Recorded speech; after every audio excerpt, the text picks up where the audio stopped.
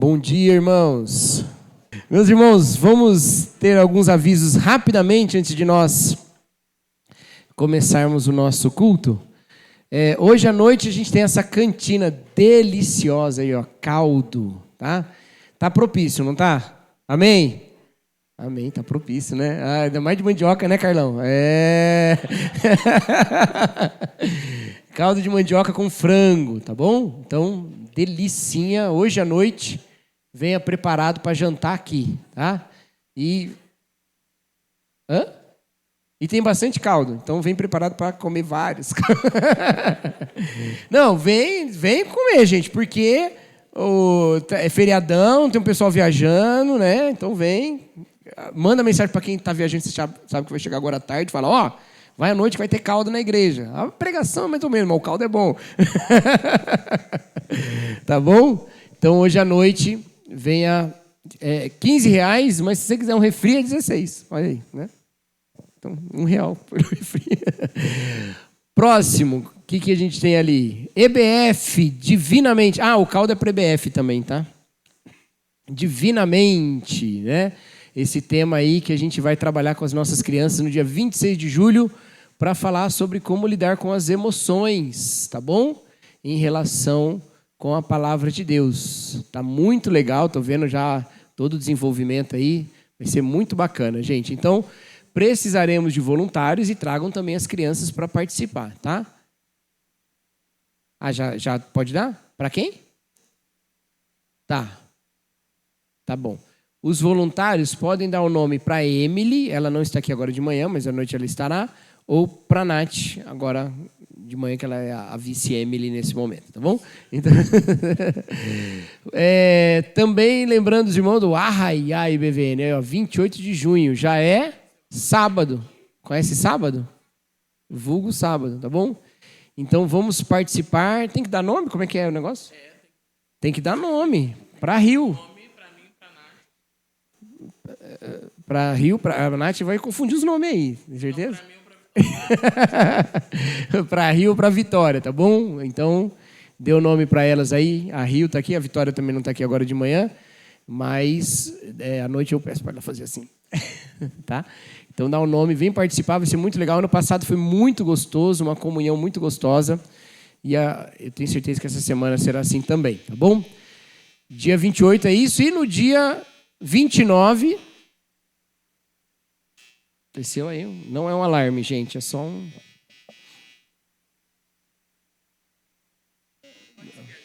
Vamos lá. No dia 29, domingo, nós temos assembleia. Irmãos, membros da igreja. Assembleia, domingo, depois do culto da manhã. Queridos, até agora, que a nossa reunião da diretoria vai acontecer ainda, mas até agora a pauta está super enxuta, então é rapidinho, tá? Então... venha participar, a gente precisa de quórum, tá bom? Nós precisamos de quórum para a Assembleia, então não falte, tá? E a gente vai ter o relatório financeiro, ata, movimento de membros, tudo que a gente costuma ter. Então venha na Assembleia no domingo que vem. Resolveu? Ou teve que desligar? Resolveu? Tá. Então, domingo que vem... a assembleia depois do culto da manhã. Então, a gente vai ter a EBD às 9 horas, a gente vai ter o culto quando a EBD acabar, o horário que ela acabar, e a gente vai ter a assembleia depois, tá bom? Também, lembrando que a gente está em campanha das nossas mesas e cadeiras, tá? Se você quiser participar, contribuir, ali... não era a Raíssa, é a Emily que vai pegar o nome, né? Nós estamos em campanha de mesas e cadeiras, tá? Então, contribua aí, participe. E olha, tem gráfico. Você quer expor o gráfico aqui? Não? Olha lá, ó, quanto a gente já conseguiu. Tá legal. O verde é quanto a gente já conseguiu, né? Beleza. Então, ainda falta, já está quase na metade. Olha que legal, tá bom? E vamos nos despedir dos nossos bancos. Não ironicamente, tem gente lamentando que os bancos vão embora, gente. Sim, o pessoal que vem, né, que gosta, apesar da cara de espante algum, mas é porque o pessoal gosta de sentir assim que está se sacrificando por Jesus, né?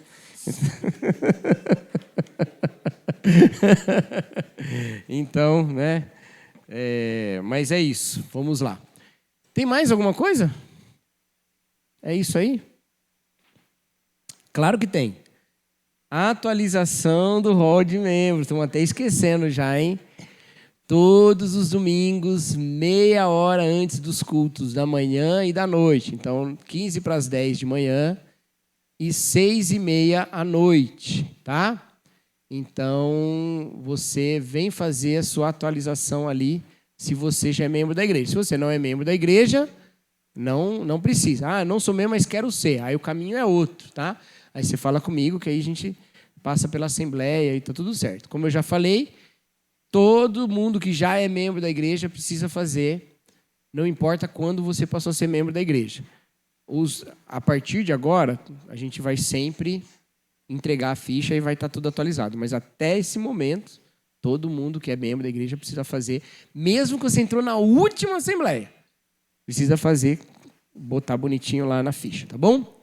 Pronto, é isso. Vamos orar, queridos, para a gente começar nosso período de louvor. Senhor nosso Deus, obrigado, Pai, pelo seu amor, a sua graça, pela sua palavra, pela sua presença entre nós, pela cruz de Jesus Cristo, pelo perdão dos pecados, ó Deus, pela esperança da ressurreição.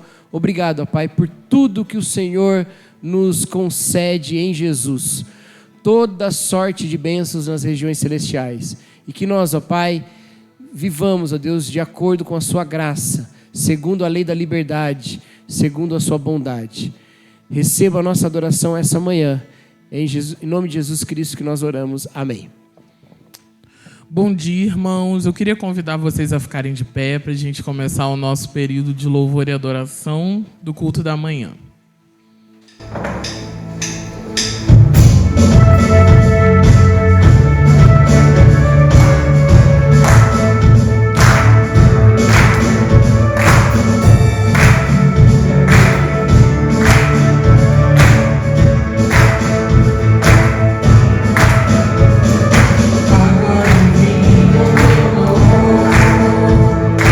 Olhos dos cegos abriu, não há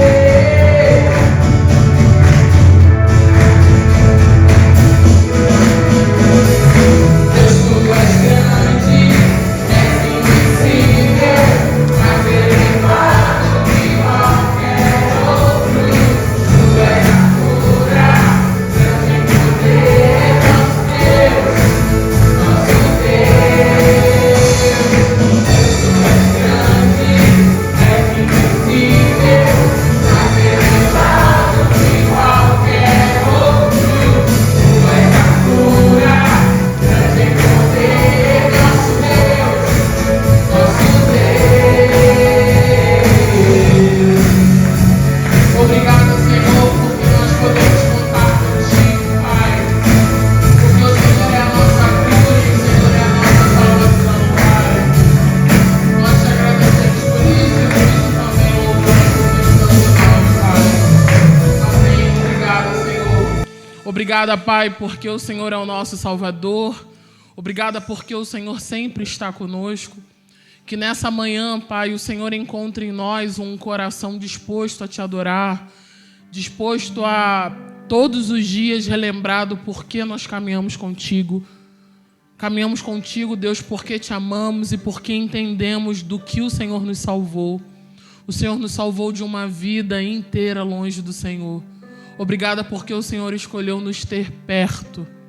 E obrigada porque quando o Senhor sonda e conhece o nosso coração, Pai, nós podemos ter a certeza de que tudo isso é graça e é parte do teu amor, Senhor.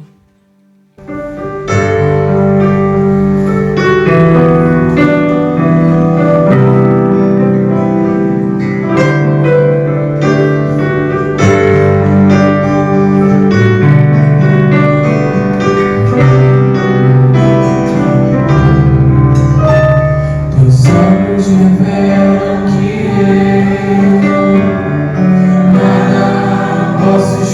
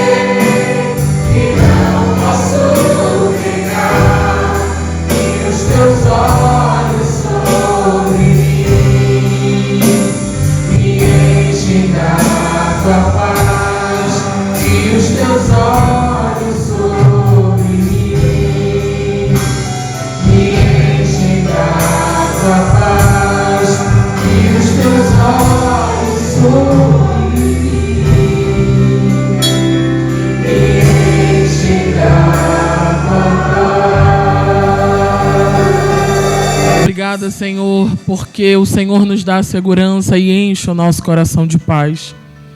Que nesse momento, Pai, onde a Sua palavra será proclamada e pregada, o nosso coração permaneça se enchendo de paz por causa da certeza que nós temos, que somos amados, que fomos salvos pelo Senhor e que somos agraciados de caminhar contigo, Pai. Obrigada por esse tempo de louvor e adoração e obrigada pela oportunidade de estarmos aqui juntos, Pai, como Teu povo. Em nome de Jesus. Amém.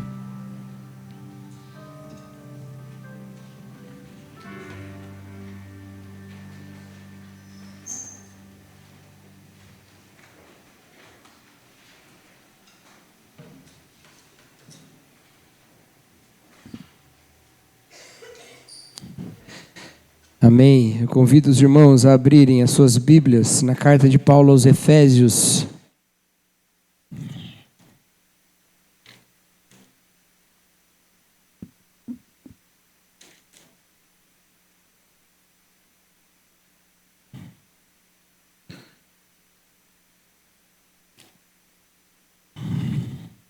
Efésios 4.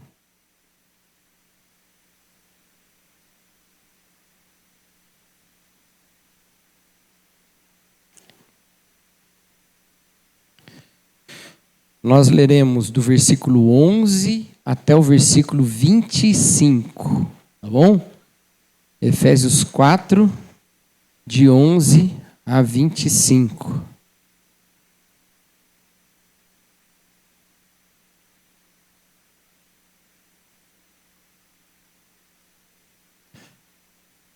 Acharam aí? Efésios 4, de 11 a 25. Diz assim a palavra de Deus: E ele designou alguns para apóstolos, outros para profetas, outros para evangelistas e outros para pastores e mestres, com o fim de preparar os santos para a obra do ministério, para o corpo de Cristo, para que o corpo de Cristo seja edificado, até que todos alcancemos a unidade da fé do conhecimento do Filho de Deus e cheguemos à maturidade, atingindo a medida da plenitude de Cristo. O propósito é que não sejamos mais como crianças, levados de um lado para o outro pelas ondas, nem jogados para cá e para lá, por todo o vento de doutrina e pela astúcia e esperteza de homens que induzem ao erro.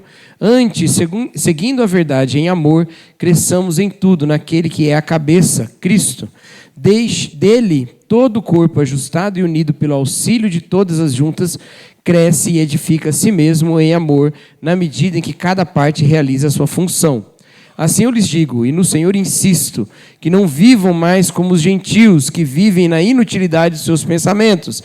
Eles estão obscurecidos no entendimento e separados da vida de Deus, por causa da ignorância em que estão, devido ao endurecimento do seu coração. Tendo perdido toda a sensibilidade, eles se entregaram à depravação, cometendo com avidez toda espécie de impureza. Todavia, não foi isso que vocês aprenderam de Cristo. De fato, vocês ouviram falar dele e nele foram ensinados de acordo com a verdade que está em Jesus. Quanto à antiga maneira de viver, vocês foram ensinados a despir-se do velho homem que se corrompe por desejos enganosos, a serem renovados no modo de pensar e a revestir-se do novo homem, criado para ser semelhante a Deus em justiça e santidade, provenientes da verdade. Portanto, cada um de vocês deve abandonar a mentira e falar a verdade ao seu próximo, pois todos somos membros de um mesmo corpo. Até aí. Verdade é uma palavra que é muito cara a nós. Nós, cristãos, entendemos que verdade é algo a ser preservado e proclamado. Nós entendemos isso. A mentira, como oposição à verdade, ela é vista por nós também como um pecado, e um pecado grave. Por que um pecado grave? Porque ela corrompe as relações todas, ela corrompe a própria integração. Dentre os 10 mandamentos, há aquele que diz que nós não devemos dar falso testemunho contra o nosso próximo. Nós somos levados e insistimos que a verdade é algo importante. Não só isso, nós entendemos que a verdade, ela é identificada com Deus mesmo. Jesus Cristo fala: eu sou o caminho, a verdade e a vida. Então, a relação do cristão com a verdade não é meramente a de sempre ser verdadeiro, mas é de amar a verdade porque Jesus é a verdade. Nós amamos a Jesus Cristo. E Jesus é verdade e as suas palavras são verdade. Ele é a verdade e as suas palavras são a verdade. Ele proclama a verdade. As palavras de Jesus são verdadeiras. Mas são verdadeiras em que sentido? Às vezes nós tomamos as palavras de Jesus como verdade e colocamos em oposição às outras verdades que também existem. Colocamos essas coisas em oposição. Então tomamos a verdade de Cristo, aprendemos algumas coisas às vezes como sendo de Jesus e às vezes nem são, né? Mas aprendemos que são de Jesus porque ouvimos de um púlpito, ou ouvimos de algum pregador e tal, e tomamos como sendo de Cristo. E aí, quando a realidade se opõe àquilo que nós acreditamos, negamos a realidade, que também é verdade, para ficarmos com aquilo que supostamente é verdadeiro. Cristãos já fizeram isso muitas vezes na história.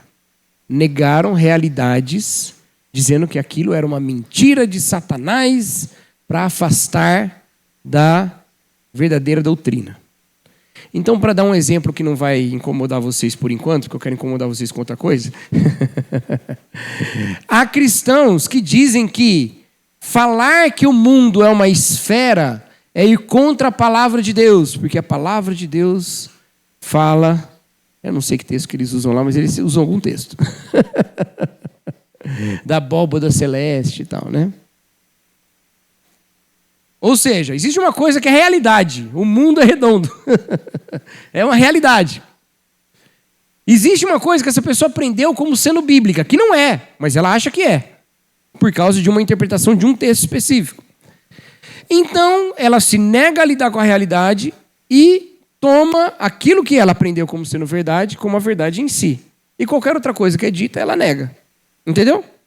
Então, um exemplo que não incomoda vocês, porque vocês todos sabem que o mundo é redondo mesmo, mas agora vocês apliquem em outras coisas que te incomodem mais. Entendeu, gente? Na história, os cristãos fizeram isso muitas vezes. E qual a solução para isso? Então, a teologia cristã, desde os tempos mais antigos, lá dos períodos dos pais da igreja, da patrística, já falava que a palavra de Deus é verdade diante de tudo que se diz verdade. Ou melhor, que a verdade... Desculpa, vou falar a frase do jeito certo. A frase é: toda verdade é verdade de Deus. Toda verdade é verdade de Deus. Certo? Não é só a verdade da Bíblia que é verdade de Deus. Se existe uma coisa que é verdade, essa verdade é de Deus. Por quê? Porque Deus é de verdade. Deus não é de mentira. Porque Cristo é a verdade, Cristo não é a mentira. Certo? Então, quando aprendemos coisas novas sobre a natureza, ou quando um fato acontece e a gente vê que ele é verdadeiro, ou, para falar da minha área, sou professor de história, nas pesquisas históricas aprendemos alguma coisa sobre o mundo que vem contra ideias que às vezes a gente tinha sobre um determinado período, ou alguma coisa do tipo, e fica provado ali, demonstrado pelas evidências documentais que é daquela maneira.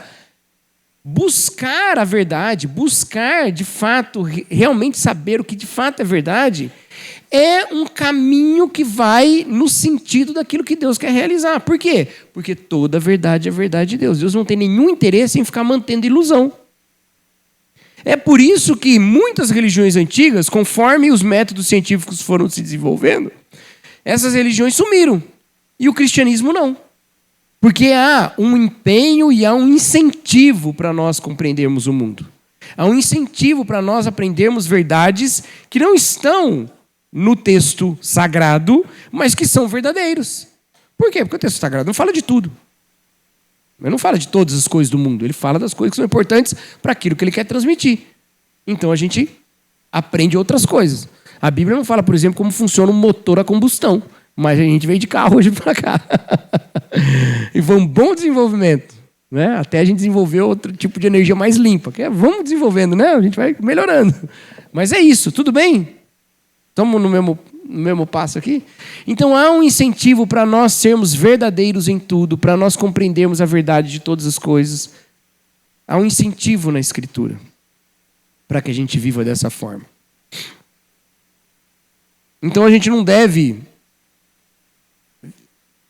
ficar confortável em mentiras convenientes. Há mentiras convenientes. Na época que eu era mais brigão, né? O tempo vai passando, a gente vai ficando mais tranquilo. Mas na época que eu era mais brigão, eu tomei como ministério da minha vida desmentir fake news que eu recebia no WhatsApp. Mas eu não fazia isso sempre da maneira mais sábia, né? Aí o tempo foi me dando, né, sabedoria. Agora eu estou assim, essa pessoa serena que vocês estão vendo. Mas eu me lembro uma vez que chegou uma mensagem que era falsa, né? E eu falei, olha, essa vez até que eu fui tranquilo. Dessa vez eu fui uma pessoa sensata. Eu falei, olha, está errado por causa disso, isso não é bem assim. Aí a pessoa disse, realmente não, você tem razão, está errado mesmo. Mas o que importa é que esse povo, assim, aí estava falando de alguém, eu não me lembro direito qual era a mensagem. Não, de fato, essa notícia é falsa, mas esse povo é assim mesmo. Ou essa pessoa é assim mesmo, eu não me lembro direito o que era. Não importa pra gente, não importa. Se é mentira, é mentira. Entendeu? Se é mentira, é mentira. Verdades convenientes não são convenientes para nós. Ou melhor, mentiras convenientes não são convenientes para nós. Nós preferimos as verdades inconvenientes e temos que lidar com elas. Se é verdade, porque a gente ama a verdade. Certo? Mas às vezes a gente gosta de ficar nas mentiras convenientes porque elas reforçam alguns pontos e às vezes reforçam até a fraqueza da nossa fé. Muitas vezes a gente se apega a mentiras convenientes porque a gente tem a fé fraca. E a gente depende daquilo. Quantas vezes eu já vi, já li, já escutei gente falando coisas como testemunhos, como realidades, como verdades que aconteceram não sei quando, e que são absolutamente falsos. Nunca aconteceu, nunca foi daquele jeito. Mas reforçam um ponto que foi levantado numa pregação, ou, entendeu? Era uma força para um argumento. E o ouvinte pega aquilo para ele e fala, olha, não, isso aqui me deixa com a fé mais forte. Não, a fé mais forte dependendo de uma mentira, não adianta. A fé é fé na verdade. Tudo bem, gente? Estamos caminhando junto? Eu vou chegar num lugar, eu prometo. Eu prometo. Porque esse texto fala de verdade. Ele fala de várias coisas aqui, mas ele fala de verdade. Ele fala que Deus deu pessoas para ensinar a verdade. Tá? Eu não quero entrar muito no assunto aqui da questão de dons, ministérios, graças. Eu quero falar sobre as palavras que são colocadas aqui, tá bom? Espera aí, deixa eu tomar um pouquinho de água. Ele diz no versículo 11, ele designou alguns para apóstolos, outros para profetas, outros para evangelistas e outros para pastores e mestres. Todos esses citados aqui são pessoas que tinham lugar de proclamação para a igreja, ok? Então eles tinham uma posição de instrução, eles estão ensinando a igreja, desde o apóstolo até o mestre. Então uma sequência aqui, apóstolo, profeta, evangelista, pastores, mestres, ele está ensinando. São pessoas que ensinam. E essas pessoas ensinam o quê? Se você continuar o texto, você vê. Com o fim de preparar os santos para a obra do ministério, para que o corpo de Cristo seja edificado, até que todos alcancemos a unidade da fé e do conhecimento do Filho de Deus e cheguemos à maturidade, atingindo a medida da plenitude de Cristo. O propósito é que não sejamos mais como crianças, levados de um lado para o outro pelas ondas, nem jogados para cá e para lá, por todo o vento de doutrina e pela astúcia e esperteza de homens que induzem ao erro. Ou seja, o propósito é que a gente fique firme no que é ensinado. Antes, seguindo a verdade em amor, crescemos em tudo naquilo que é a cabeça Cristo. Ou seja, esses que foram dados por Deus à igreja, eles devem instruir a igreja com o objetivo de firmar a igreja na verdade, para que ela cresça unida na fé, em tudo edificada, e que ela siga a verdade em amor. Tudo bem? Essa que é a caminhada. Esses são dados para isso. Ou seja, deve-se criar na igreja uma cultura de verdade, uma cultura de veracidade. E mais, a ideia é que estes que são proclamadores da verdade não sejam os donos da verdade. Os proclamadores da verdade não são os donos da verdade. Por quê? Porque a ideia é que todos estejam alicerçados para não serem levados por vento de doutrina. Se eu sou o dono da verdade e estou pregando aqui a palavra de Deus, amém. Mas se eu sou o dono da verdade e eu começar a pregar outra coisa que não é a palavra de Deus, se você não está alicerçado, você é levado pelo vento de doutrina de um homem que quer induzir ao erro, como o texto fala. Só que, se você está firmado na palavra, isso não acontece. Então, há um propósito no ensino da Escritura que é um propósito de autonomia. De não ter uma dependência de um dono da verdade. A não ser daquele que não é dono da verdade. É a própria verdade. Jesus. A nossa relação, meus irmãos, não é que eu quero que... Bom, querer eu quero, né? Mas não é que eu espero que todo mundo chegue a saber, né? Tanto quanto quem fez seminário, que fez mestrado em teologia, ou que fez doutorado, sei lá, até onde dá para chegar. A ideia não é essa. Mas a ideia é que a nossa cooperação na verdade seja uma cooperação que não seja de domínio de um dono da verdade, mas de crescimento e edificação mútua na direção da verdade que é Cristo. Por isso que se estabelece na igreja um ambiente de confiança. Agora, confiança não é uma coisa que você exige, tá? Confiança não é uma coisa que você exige. Confiança é uma coisa que é promovida. Ela é promovida com o tempo. Com o tempo. Já viu? Quebrou minha confiança, agora para reconquistar vai ser difícil. Porque é mesmo. Porque a gente fica inseguro, certo? Então, confiança não é um negócio que você chega assim para alguém e fala: confia, hein? Confia, eu sou teu pastor, confia em mim. Não, porque alguém já disse isso para essa pessoa antes. Ela confiou, quebrou a cara e agora ela está com dificuldade de confiar. No meu ministério, eu já encontrei algumas pessoas que... É muito interessante isso, gente. Você nota assim, cara, essa pessoa teve problema com o pastor já. Você percebe. E aí o que a gente faz? Olha, enquanto você não vencer isso, enquanto você não enterrar isso, enquanto você não curar isso, você não vai evoluir. Não! A gente, sabendo disso, caminha construindo confiança de novo. Certo? Mas a confiança não é só com o pastor, a confiança é da igreja inteira. É um espaço de confiança que a gente sabe que o outro está falando para mim a verdade, porque ele não tem interesse em me induzir ao erro. Ele tem um interesse de me aproximar da verdade que é Cristo. E ele, às vezes, sabe um pouquinho mais que eu, então eu estou aprendendo com ele. Mas eu sei um pouquinho mais que o outro. Ou, às vezes, eu sei um pouquinho mais que ele em outro assunto.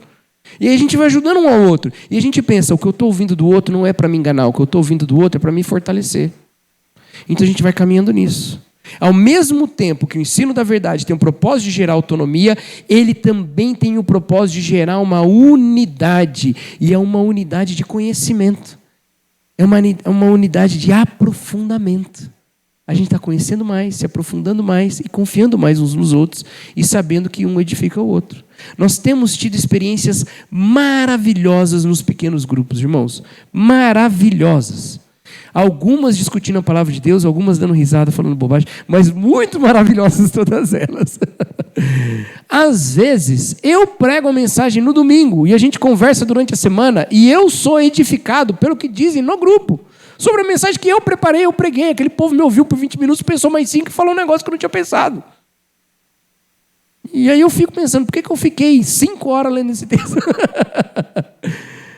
Mas é por isso, porque a gente tem que ter um espaço de confiança em que eu sei que o que você me fala não tem nenhum outro interesse senão me fortalecer na verdade que é Jesus.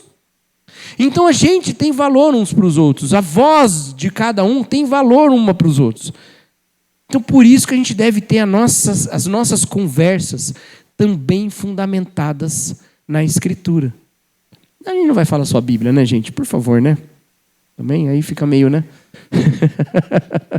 Que a gente começa a falar de futebol, por exemplo, né? Pô, você viu lá o jogo do Fluminense ontem? Rapaz, que coisa, hein? Não sei o que lá, tal. Você fala, nossa, mas que crente que só fala de futebol. Não, não só fala de futebol, está falando agora. Pode falar do que quiser. Mas é bom a gente ter a disciplina espiritual de conversar sobre as Escrituras. Vamos um pouquinho para frente aí. Eu não ia citar esse texto, não. Mas é que ele está na mesma página. Seria muito errado não citar.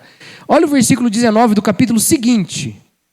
Se você clicar na minha foto no WhatsApp aí no grupo da igreja, você vai ver que esse é o versículo que está escrito lá. Sabe aquele lugarzinho onde você bota uma descrição? Mas não mexe agora não, presta atenção na mensagem, que daqui a pouco você já está abrindo o Instagram, jogando Candy Crush, sei lá. Versículo 19. Falando entre si com salmos, hinos e cânticos espirituais, orando e louvando de coração ao Senhor. As nossas falas entre nós, sendo como adoração a Deus. Olha que coisa legal, né? Falando entre si com cânticos, salmos, hinos. Coisa maravilhosa, né? Essa é a ideia da nossa conversação. É claro que a gente pode falar sobre todas as amenidades possíveis, é maravilhoso. Mas também é importante que nós tenhamos a disciplina de conversarmos sobre as Escrituras.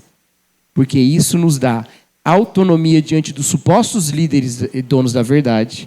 E isso também nos fortalece e cria um ambiente de confiança e de veracidade. Inclusive, esse tipo de vida... mais uma coisinha antes de eu falar desse inclusive. É por isso que o texto fala que nós seguimos a verdade em amor. Já viu gente que fala a verdade sem amor? Eu ainda acho que é melhor quem fala a verdade sem amor do que a pessoa que fala mentira amando. Eu acho que ainda é melhor a verdade sem amor. Não sei, esse é um bom debate. Vamos colocar para os pequenos grupos discutir essa semana.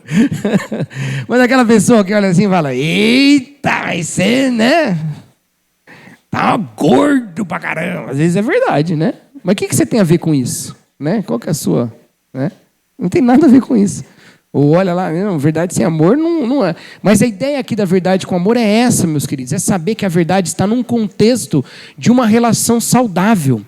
Porque essa é uma diferença entre a verdade que a gente tem na igreja e as outras verdades todas. A nossa verdade é profundamente relacional. É uma verdade relacional. Ela tem conexões com outros aspectos da verdade? Com certeza. Mas ela é profundamente relacional. Ou seja, existe nesse tipo de relação o componente da verdade, mas mais do que isso. Bom, eu vou ter que desenvolver um pouco.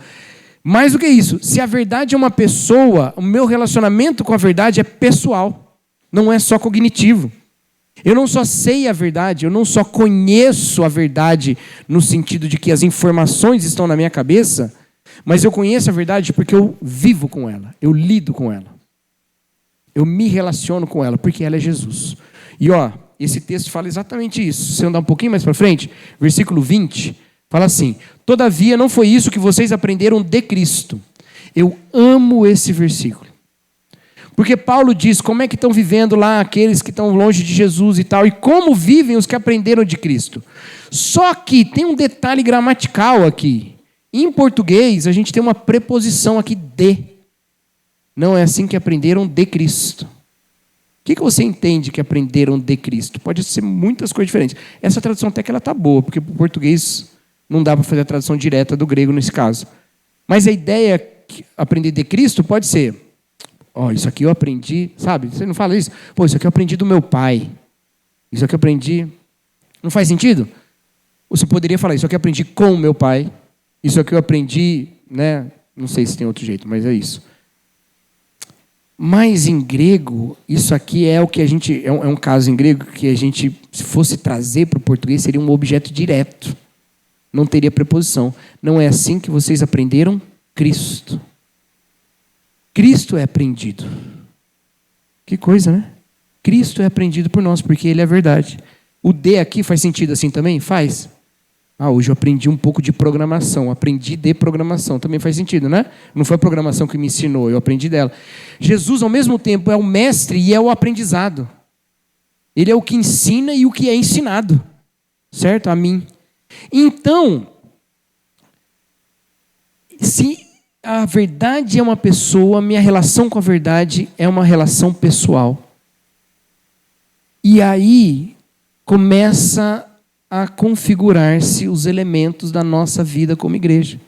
Porque se a verdade é relacional, quais são os dados dessa relação? É o outro. Qual é o fato dessa relação? O fato é o outro. Se o outro é o fato, o que importa para o outro importa para mim. O que é do outro é para mim. Chega um irmão aqui hoje angustiadíssimo porque ele acha que a Terceira Guerra Mundial vai começar. E você acha que não. Qual é o fato? Nenhum. Vocês estão falando sobre o futuro, não tem fato nenhum. Mas tem. O fato é angústia. O fato é angústia. A angústia é real, a angústia é presente. A guerra não é presente, mas a angústia é presente. E aí? E aí que me importa a angústia dele? Importa ele. Então, ao mesmo tempo que nós temos realidades objetivas da verdade da Bíblia, os textos bíblicos, a lei, o que é ensinado, as doutrinas, a morte de Jesus, uma verdade objetiva, aconteceu. A ressurreição de Jesus, uma verdade objetiva, aconteceu. No nosso envolvimento com a verdade, que é uma pessoa, uma relação de dois sujeitos. Então, na nossa relação uns com os outros, um tanto de subjetividade. E um erro, às vezes, do protestantismo é que a gente diminui esse aspecto no outro. A gente pega a doutrina e fala, a doutrina é na sua cara, você não é uma pessoa, você é um receptáculo de doutrina. Tem que encher você de doutrina. Mas a pessoa é uma pessoa com história, com realidade, com vivência. E importa para mim essa pessoa como fato, importa ela como dado. Ela é importante para mim. O que é dela é importante para mim. Como eu tenho acesso a essa pessoa? Ouvindo. Então, o ambiente da confiança é um ambiente de verdade. Uma verdade relacional que valoriza a pessoa da verdade, que é Jesus, mas valoriza também o outro na minha relação. O que é seu importa para mim. O que te aflige importa para mim. O que te alegra importa para mim. Por isso que a gente ouve uns aos outros falando a palavra de Deus, mas ouve uns aos outros também falando sobre o lamento, falando sobre as lutas, celebrando as alegrias, louvando a Deus. Por isso que os nossos encontros devem ser marcados por isso também. Por uma genuína alegria e uma genuína tristeza por tudo que alegra e entristece o meu irmão. E tudo isso sendo colocado em relação a Jesus Cristo. É uma verdade relacional, porque quando eu estou conversando com o Murilo está falando assim, está difícil lá no trabalho, está pesado. Nossa, tem um pessoal lá que não sei, está complicado e tal, e tal, e tal. Eu estou ouvindo o Murilo porque isso importa para mim, mas isso importa tanto para Deus que Deus também está nessa conversa. Jesus também está nessa conversa. E o que eu não posso fazer nessa conversa é ignorar Jesus. Então, como essa conversa vai ser abençoada? Ouvindo, mas concentrando-se na presença de Jesus entre nós. Tudo bem? Beleza? Bom, isso nos diferencia do mundo. Porque... Não, nos diferencia do mundo. Há muitas verdades relacionais no mundo também. Mas porque a gente entende que a verdade relacional é essa verdade de Jesus entre nós. E aí, olha só como Paulo vai construindo a argumentação dele. E ele fala ali no versículo 17. Assim eu lhes digo, e no Senhor insisto, que não vivam mais como os gentios, que vivem na inutilidade dos seus pensamentos. Eles vivem na inutilidade dos seus pensamentos. Eles vivem na vaidade dos seus pensamentos. Vamos seguir que você vai entender o que é isso. Eles estão, olha só quantas palavras Paulo usa para dizer que eles estão ignorantes. Eles estão obscurecidos no entendimento, separados da vida de Deus. Bom, se a verdade é relacional e Deus é verdade, se você está separado da vida de Deus, você está ignorante da verdade, certo? Devido ao endurecimento do seu coração, tendo perdido toda sensibilidade. Eles se entregam à depravação, cometendo com avidez toda espécie de impureza. O entendimento obscurecido, separado da vida de Deus, não está em relação com Deus. Aí, perdi a linha aqui. separado da vida de Deus, ignorantes, por causa da ignorância que estão, coração endurecido e insensíveis. Apesar de obscurecido o entendimento, pode falar de aspectos mais cognitivos da vida, todos os outros são relacionais. Separado da vida de Deus, insensibilidade, certo? São questões de relação. Então, gente, importa muito a maneira de viver com Deus no entendimento da Escritura. Não adianta você só ter cognição, conhecimento factual dos textos bíblicos e não ter envolvimento real com Deus. Senão você está vivendo como os demais gentios. E que envolvimento real com Deus é esse? Ele vai dizer, a diferença está na prática.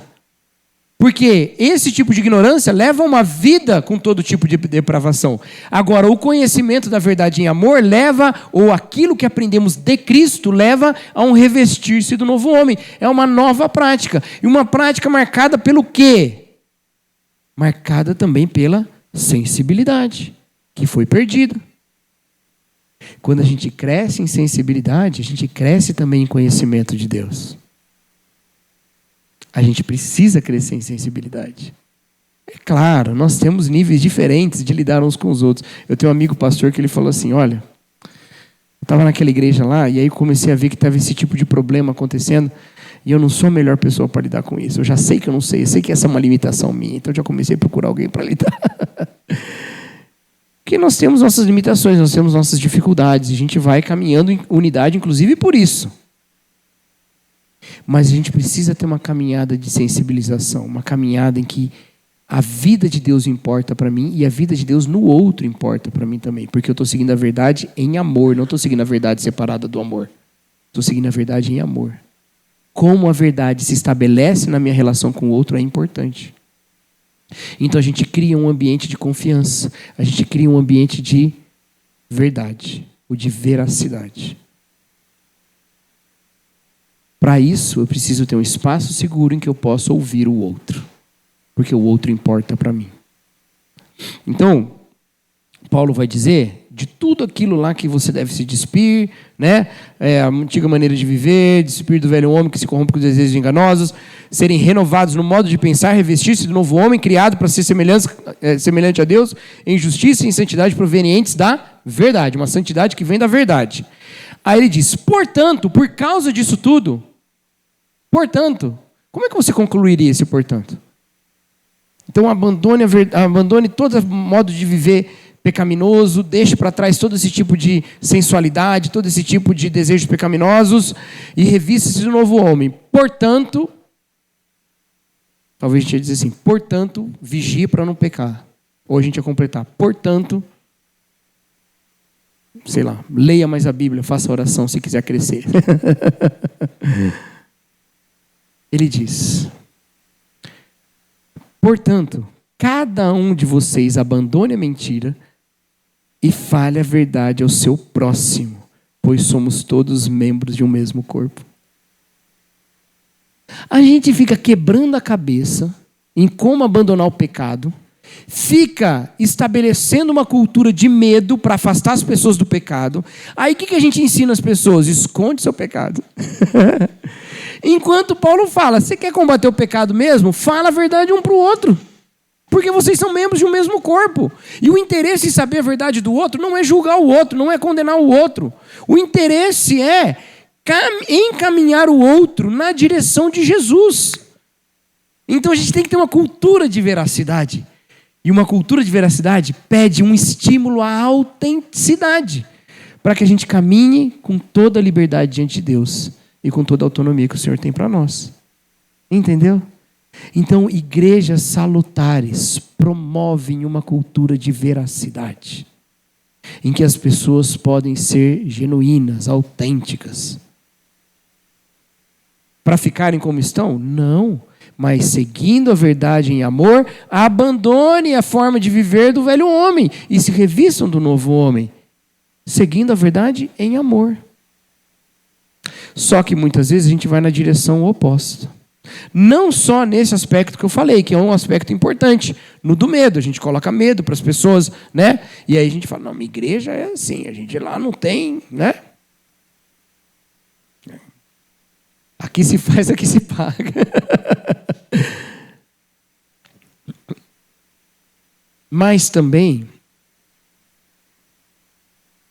quando a gente começa a descredibilizar as falas das pessoas que são verdades inconvenientes. Eu falei no começo da mensagem que às vezes a gente se apega a algumas mentiras convenientes porque a nossa fé é fraca. E aí a gente quer manter aquela fé, ou a gente quer manter aquele argumento, ou a gente quer manter aquela ideia porque ela nos fortalece. Mas algumas das nossas expressões de fé não estão meramente nas nossas ideias sobre a realidade. Algumas estão sobre a estrutura da igreja, por exemplo. Estão sobre a liderança. Talvez algumas pessoas sejam muito dispostas rapidamente em rever o seu pensamento teológico sobre a doutrina da salvação, quando ela, de um pensamento um pouco mais do livre-arbítrio, começa a ter um entendimento um pouco mais da predestinação, ou o caminho inverso. Mas ela está muito ávida a negar qualquer tipo de denúncia contra a sua liderança eclesiástica. E aí quando levanta-se alguém dizendo, o pastor cometeu isso, o pastor me feriu dessa forma, ou fez isso, ou fez esse abuso, rapidamente levanta-se um véu para obscurecer tudo que é verdade. E aí pessoas são caladas para manter-se uma certa estrutura. E isso acontece. E isso é absolutamente contrário à vocação desses apóstolos, profetas, evangelistas, pastores e mestres que foram chamados para pregar a verdade, para que pessoas estejam alicerçadas e não sejam levadas por nenhum vento de doutrina proclamado por homens que induzem ao erro.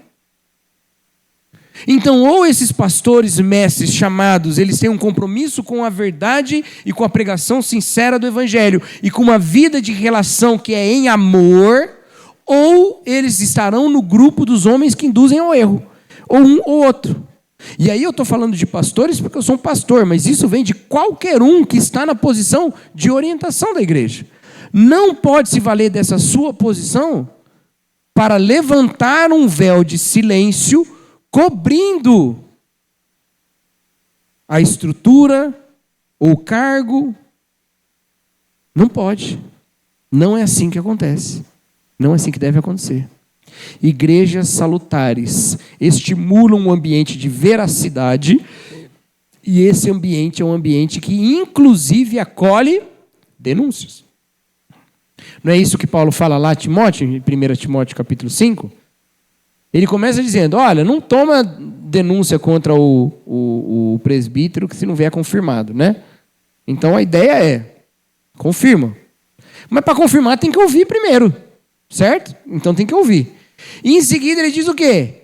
Repreenda publicamente os que pecarem. Entendeu? Repreenda publicamente os que pecarem. Tem tudo a ver uma coisa com a outra. Tem tudo a ver pregar a verdade espiritual revelada nas Escrituras e ter uma cultura de veracidade na igreja. Por isso que eu digo e repito, o teste da ortodoxia da igreja é a vida da igreja, não é o contrário. Uma igreja fiel não é uma igreja que só prega o que é correto, ela vive o que é correto. E a maneira como ela vive é o teste do que ela prega. Tem gente que faz o contrário, o teste da vida da igreja é a ortodoxia. Se ela prega correto, não importa se ela está destruindo pessoas, se ela está botando estruturas completamente erradas, não importa. Se está pregando a doutrina correta, beleza, não. O teste da vida o teste da ortodoxia da igreja é a vida da igreja. A maneira como a igreja vive prova que ela é fiel. Prova que ela é ortodoxa. Tem tudo a ver a maneira como a gente vive e a forma como a gente prega. Tem tudo a ver a autonomia que eu vou adquirindo conforme eu vou caminhando mais no conhecimento do evangelho. E a consciência humilde que o líder deve ter de que as pessoas não devem depender dele, devem depender de Jesus. E por isso é uma caminhada tipo pai. Nesse aspecto só, tá, gente? Pastor não é pai de ninguém, não. Mas tipo pai, em que sentido? O pai não quer que o filho fique dependente a vida inteira dele. Bebezinho para sempre. Não, tem uma hora que, né, vai viver. Só que é muito conveniente, às vezes, pastores infantilizando igrejas, né? Porque aí tem essa relação de... A gente falou sobre isso lá no dia do BT Papo aqui, né? A gente falou sobre isso. Está lá no nosso site, lá, você pode assistir. No nosso YouTube. É conveniente, às vezes, infantilizar a igreja para continuar dependente sempre do pastor. O caminho aqui é de autonomia. É de estar firme para não ser levado por nenhum vento de doutrina, para se garantir diante das pregações. E assim, toda relação é uma relação de confiança, em que a gente está crescendo no conhecimento da palavra. E eu confio em você que vai me orientar e no pequeno grupo vai pregar para mim aquilo que eu preguei no domingo. E você confia em mim para ouvir no domingo e falar. Eu vou buscar na palavra de Deus para crescer mais nesse assunto. Uma relação de confiança. E aí, meus queridos, a gente floresce. E eu acho que é isso que a gente tem que buscar. Florescimento. Florescimento em vida. A vida de Cristo em nós. Amém? Vamos orar, queridos, encerrando o nosso culto. Senhor nosso Deus, obrigado, Pai, pela sua palavra. Obrigado pela igreja. Obrigado pela graça. Obrigado, Deus, pelos nossos irmãos. Obrigado, Pai. Como diz aquele cântico que nós cantamos, que nós somos gratos por tudo que nós temos, por essa família, por muitos irmãos. Obrigado, Pai. Pedimos, ó Deus, que o Senhor nos abençoe nesse dia e nos ensine a viver em tudo a verdade em amor. Essa é a nossa oração em nome de Jesus Cristo. Amém. Que Deus abençoe, queridos.